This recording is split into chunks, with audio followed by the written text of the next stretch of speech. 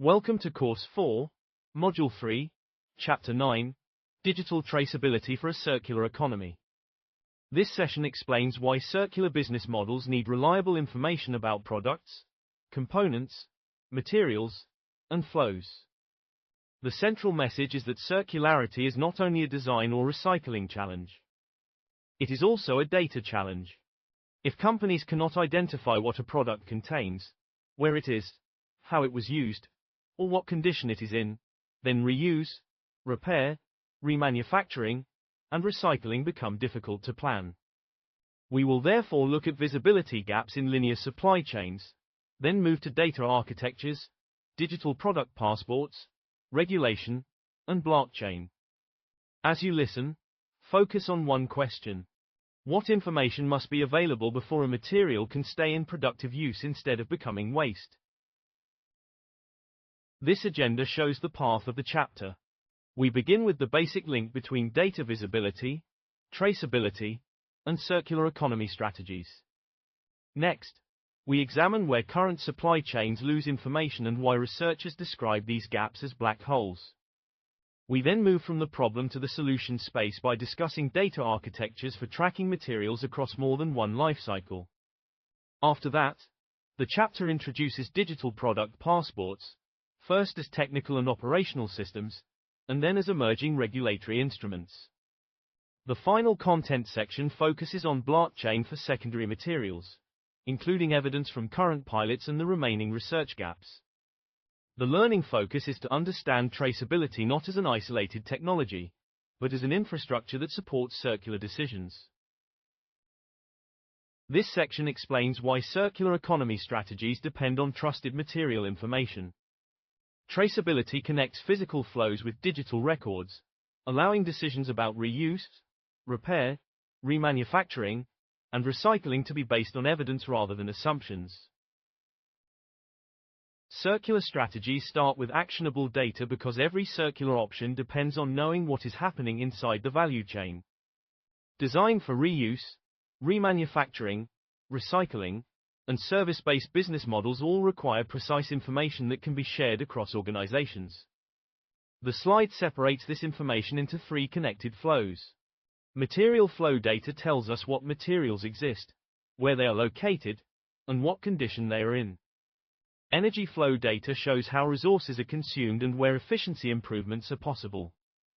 Information flow data connects actors and life cycle stages, making decisions auditable and coordinated. Without these flows, circularity remains a general ambition.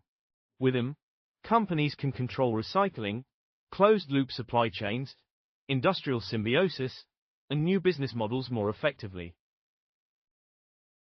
This slide shows that traceability technologies differ by sector, because each sector has different products, risks, and recovery challenges. In plastics, physical markers, digital product passports, and blockchain can improve sorting and create trusted data sharing for circular business models. In textiles, blockchain combined with Internet of Things technologies can help track provenance, manage recalls, and coordinate reuse or recycling networks.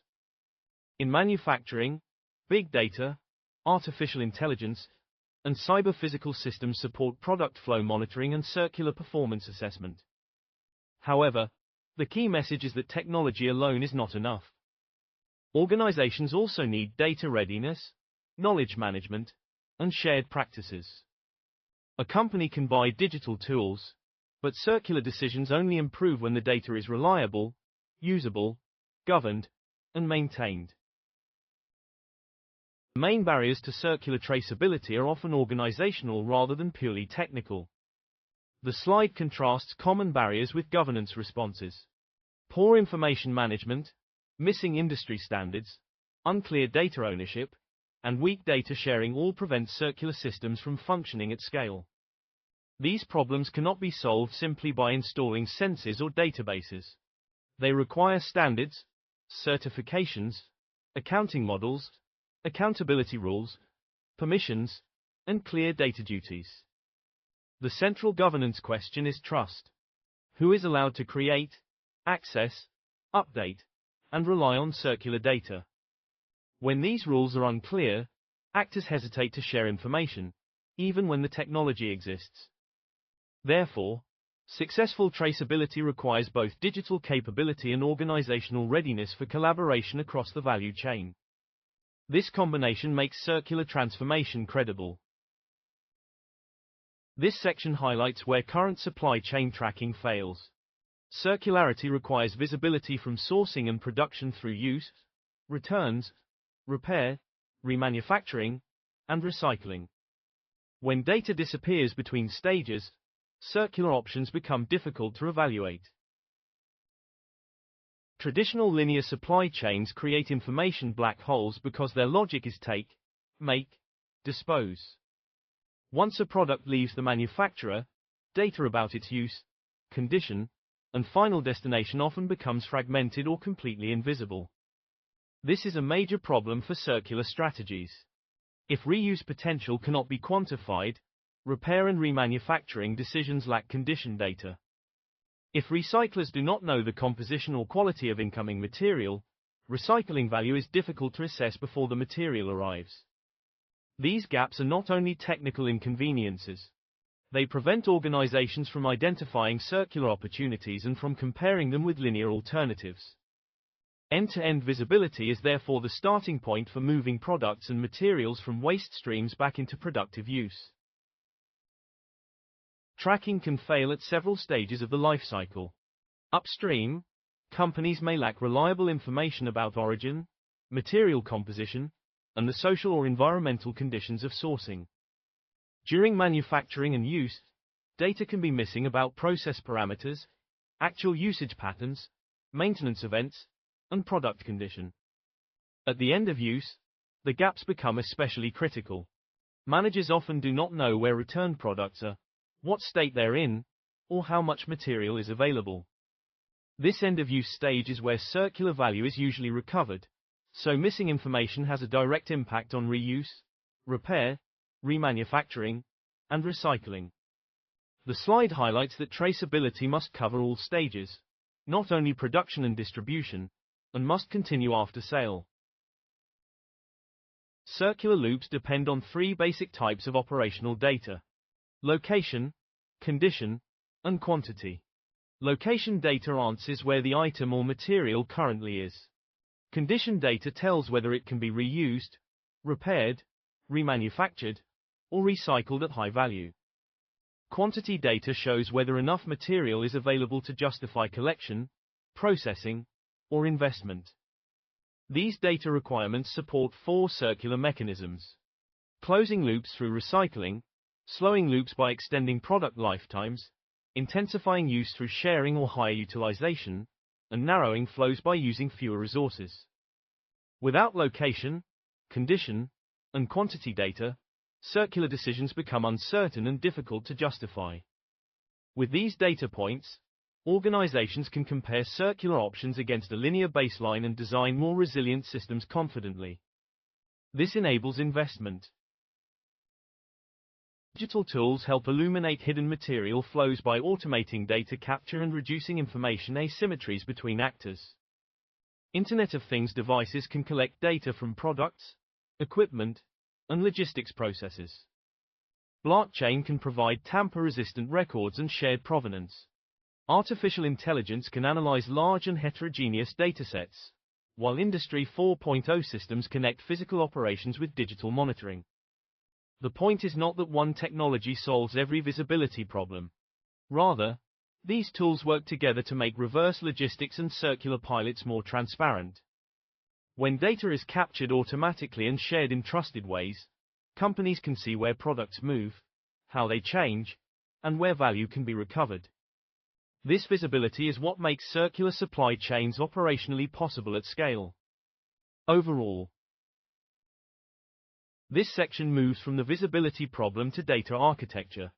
Multi-lifecycle tracking needs persistent identities, changing state records, and interoperable structures so products, components, and material batches can be followed across repeated cycles of use and recovery.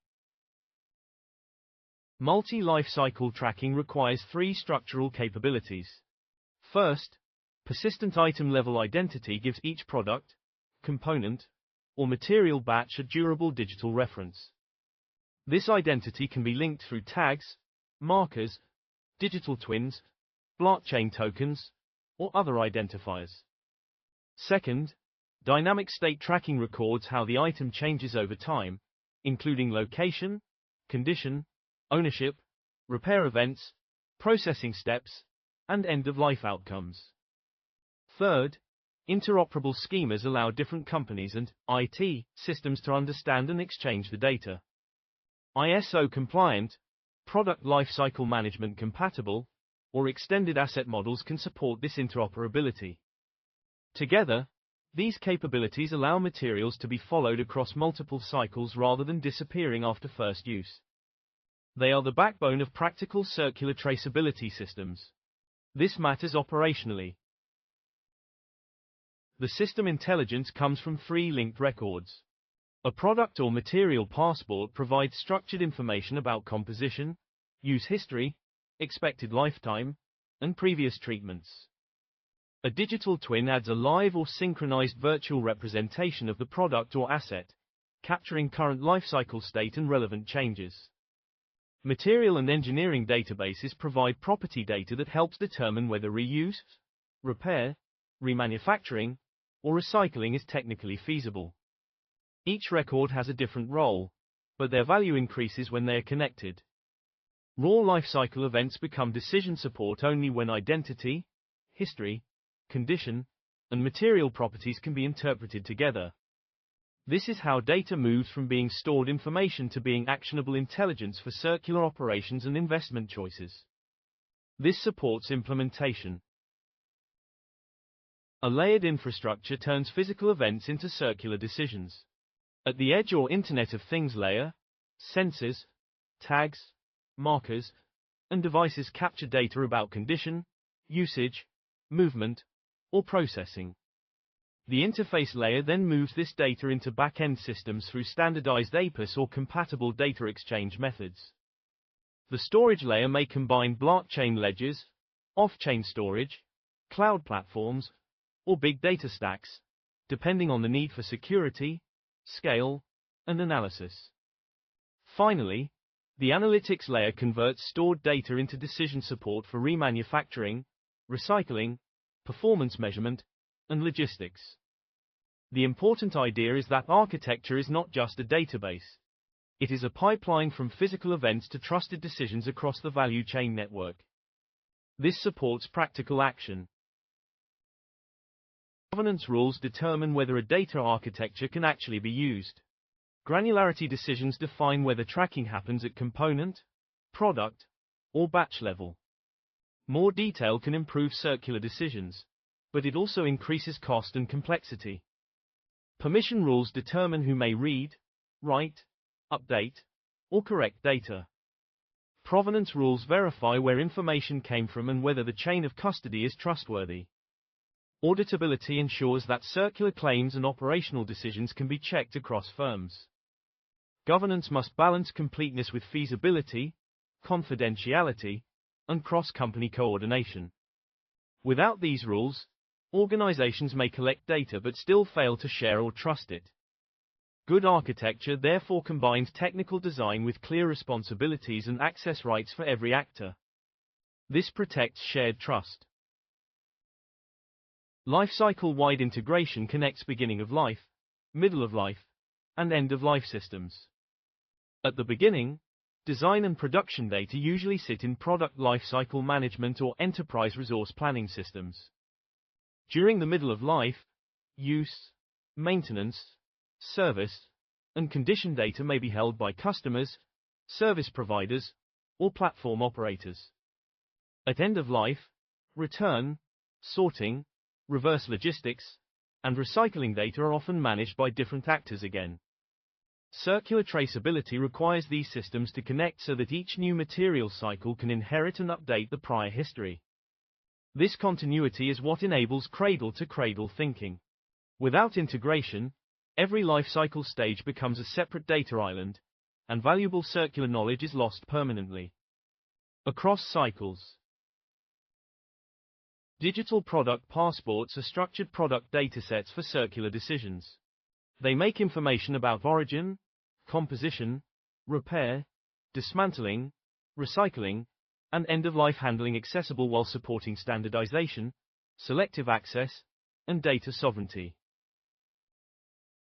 A digital product passport can be understood as a living product dataset.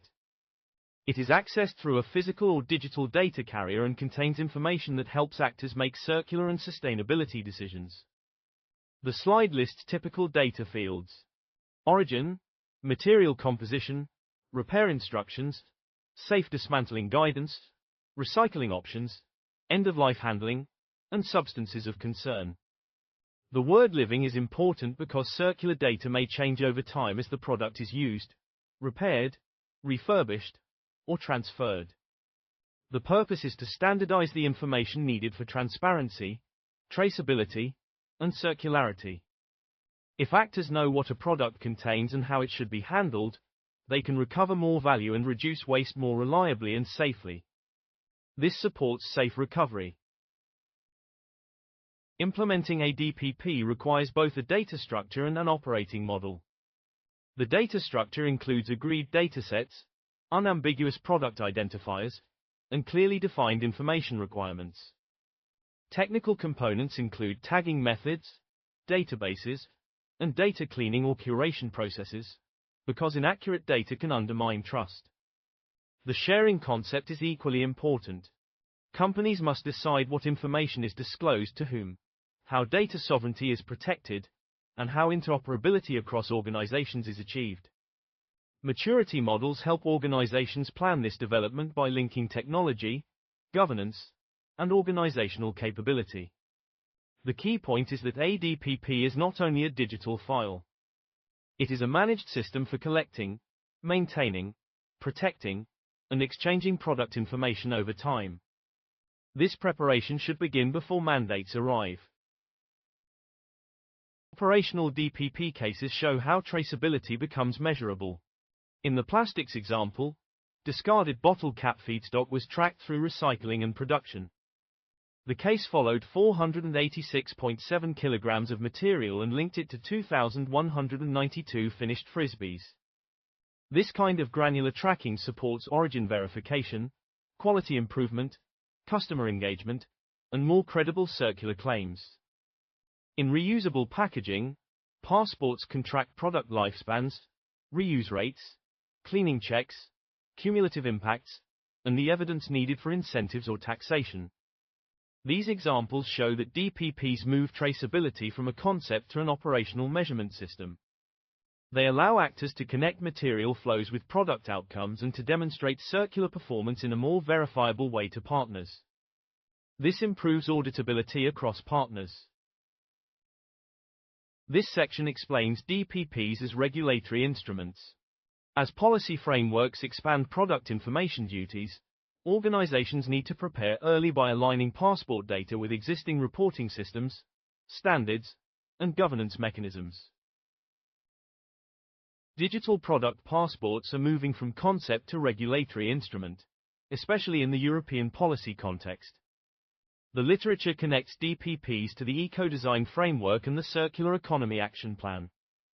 These frameworks may expand information duties for product categories, including material composition, substances of concern, repairability, and end-of-life handling protocols. However, the research does not yet provide a simple step-by-step legal compliance playbook. Instead, it focuses on regulatory context and organizational preparation. Companies should therefore avoid treating DPPs as a last-minute reporting task. They should see them as an information capability that can support compliance, circular operations, and trusted communication with regulators, partners, and customers throughout value chains. This preparation should begin before mandates arrive.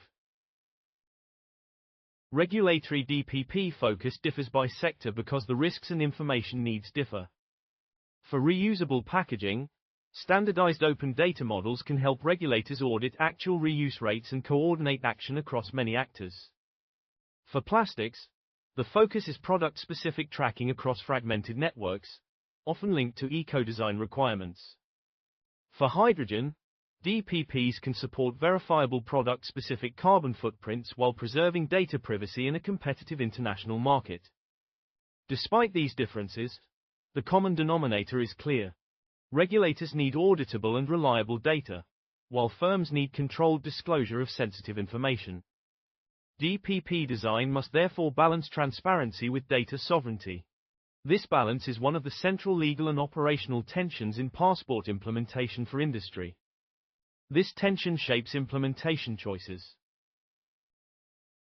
3 preparation themes can reduce regulatory red tape. First, organizations should align incoming DPP data needs with current reporting, safety, labeling, and product information systems. This avoids duplication and helps firms build on what already exists. Second, they should standardize formats and interfaces, while embedding privacy safeguards from the beginning. Standards make audits and data exchange easier, but privacy controls protect commercially sensitive information.